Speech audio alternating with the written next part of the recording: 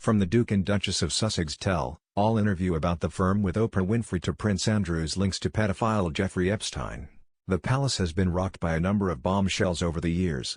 In 1936, King Edward VIII triggered a constitutional crisis when he decided to marry American divorcee Wallis Simpson despite opposition from the Church of England and government ministers.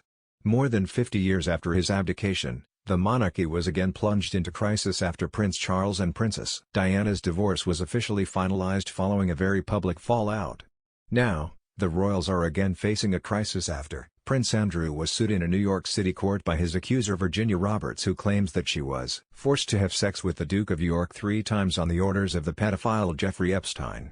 Here are a few of the moments that have rocked the palace over the years. Princess Diana's bombshell interview on a BBC's Panorama in 1995. Princess Diana sent shockwaves around the world when she famously told BBC journalist Martin Bashir there were 3 of us in this marriage during an interview on Panorama. The 60-minute interview, which was watched by some 23 million people, saw the royal speak of Prince Charles' relationship with Camilla Parker Bowles, the lack of support she felt from the royal family and her struggles with bulimia and post-natal depression. She also admitted her infidelity with former Army Captain James Hewitt. The interview led to the Queen demanding that Charles and Diana swiftly divorce in 1996 and also saw her being stripped of her HRH status. Earlier this year, Prince Harry blasted the BBC Panorama interview as unethical, while a furious Prince William said Martin Basher's lurid and false claims to secure it fueled the paranoia and isolation of their mother's final years. The Duke of Cambridge said Basher's deceit in obtaining his 1995 interview with Princess Diana hastened his parents' divorce and hurt countless others. In an unprecedented broadside against the shamed BBC, it came after Lord Dyson's damning report showed how Bashir commissioned fake bank statements to secure his interview with Princess Diana. The statements wrongly suggested that Earl Spencer's security boss was in the pay of tabloid journalists and a shadowy company linked to the security services. His lies landed the Panorama reporter the interview of the century and multiple awards, but hastened the end of Diana's marriage to Prince Charles. Princess Diana's death in Paris on August 31, 1997. Princess Diana, 36, died following a horrific car crash in Paris. The royal and her then-boyfriend Dadi Fayed, the son of Egyptian billionaire Mohammed Al Fayed, were being driven at high speed in a Mercedes S-280 after they left the Ritz Hotel. However, just moments later, the car crashed into the 13th pillar of a tunnel under the Alma Bridge shortly after midnight. Mr. Fayed and driver Henri Paul died at the scene, while Princess Diana died from her injuries in a nearby hospital a few hours later. An inquest into the crash in 2008 found that the deaths had been caused by grossly negligent driving.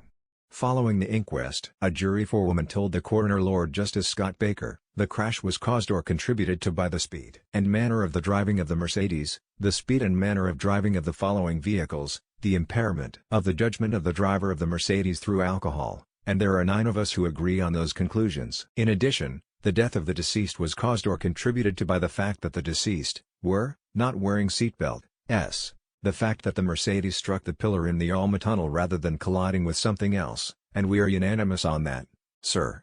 In her address to the nation, the Queen told mourners, "What I say to you now as your Queen and as a grandmother I say from my heart. First, I want to pay tribute to Diana myself. She was an exceptional and gifted human being.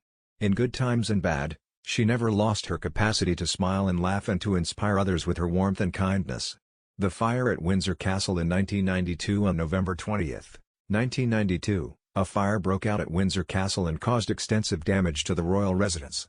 The blaze, which started in Queen Victoria's private chapel after a faulty spotlight ignited a curtain next to the altar, was first spotted around 11:30 a.m. Within minutes the blaze had spread to St. George's Hall next door and went on to destroy 115 rooms, including 9 staterooms. 3 hours after the blaze was first spotted, 225 firemen from 7 counties were battling the fire, using 36 pumps to discharge 1.5 million gallons of water. The fire, which did not affect the Royal Library, was finally extinguished at 2:30 a.m. on November 21. According to the Royal Collection Trust, amazingly, only 2 works of art were lost in the fire, a rosewood sideboard and a very large painting by Sir William Beechey that couldn't be taken down from the wall in time. Luckily, works of art had already been removed from many rooms in advance of rewiring work. Prince Harry and Meghan Markle's shocking CBS interview with Oprah Winfrey. During their CBS interview with Oprah Winfrey this year, Prince Harry and Meghan Markle claimed racism drove them out of Britain and said their son Archie was denied the title of prince because he is mixed race. The Duchess of Sussex claimed she entered the royal family naively and didn't do any research about her husband or the institution, and Prince Harry accused his father Prince Charles of refusing to take his calls when they emigrated to the US last year. Meghan also claimed that a relative of Harry's asked him how dark their unborn child would be, with the Duchess claiming Archie being mixed race was a problem for the royals after Oprah asked her if they were worried their son would be too brown. The former Suits star said she would not name the person because it would be too damaging for them, but she confirmed that the Duke was asked the question, how dark his skin might be when born by family. Meghan also said her sister-in-law Kate Middleton made her cry in a row over dresses for the Flower Girls before her Windsor wedding. She said, Kate, was upset about something, but she owned it, and she apologized. And she brought me flowers. Meanwhile, Prince Harry said he felt very let down by his father Prince Charles, accusing him of refusing to take his calls and then cut him off financially when they emigrated. Asked about his relationship with Prince Charles, Harry said they were now speaking again, adding, "There's a lot to work through there, you know. I feel really let down, because he's been through something similar. He knows what pain feels like, and Archie's his grandson. I will always love him, but there's a lot of hurt that's happened. And I will continue to make it one of my priorities to try and heal that relationship." When asked about if he remains close to William, he replied, "I love William to bits. He's my brother. We've been through hell together. I mean, we have a shared experience. But we're on different paths." The Sussexes also revealed they were already planning to leave the country just 6 months after they married in May 2018. As Oprah wrapped up the interview, the couple insisted that they had had a happy ending by moving to LA, with Harry saying he had no regrets. But his wife added, "My regret is believing them, the royal family, when they said it'd be protected." Prince Andrew and his links to pedophile Jeffrey Epstein. Last night it was revealed that Prince Andrew was being sued in a New York City court by his accuser Virginia Roberts. Ms. Roberts accused the Duke of York of battery and intentional infliction of emotional distress in the lawsuit filed in federal court. The lawsuit, filed on Ms. Roberts' 38th birthday, claims that she was forced to have sex with the Duke 3 times on the orders of the pedophile Jeffrey Epstein. The lawsuit was filed under a law in New York that relates to child abuse, as Ms. Roberts was considered a minor at the time under state law. In a statement to ABC News, Ms. Roberts said, "I am holding Prince Andrew accountable for what he did to me. The powerful and the rich are not exempt from being held responsible for their actions.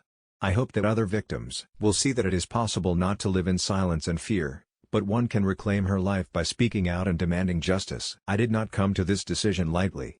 As a mother and a wife, my family comes first.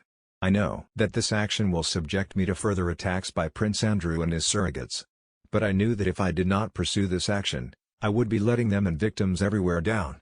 In 2019, Prince Andrew spoke publicly for the first time in a no-holds-barred interview with the BBC about his relationship with Epstein, denying he ever had sex with a financier's sex slave Virginia Roberts.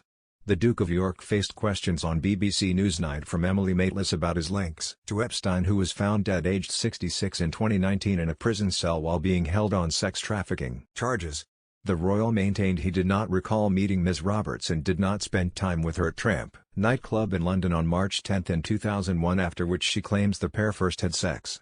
The Duke denied he slept with her on 3 separate occasions, saying the encounter in 2001 did not happen as he had taken his daughter Princess Beatrice to Pizza Express in Woking for a party, and they spent the rest of the day together. The Duke of York said, "I was with the children and had taken Beatrice to a Pizza Express in Woking for a party at I suppose sort of 4 or 5 in the afternoon.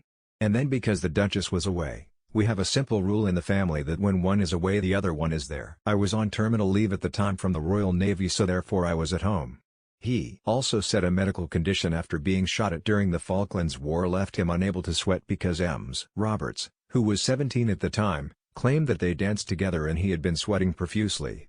Prince Andrew has always strongly denied any wrongdoing and claimed he has never even met Ms. Roberts, now a mother of 3 living in Australia, who goes by her married name, Virginia Giuffre.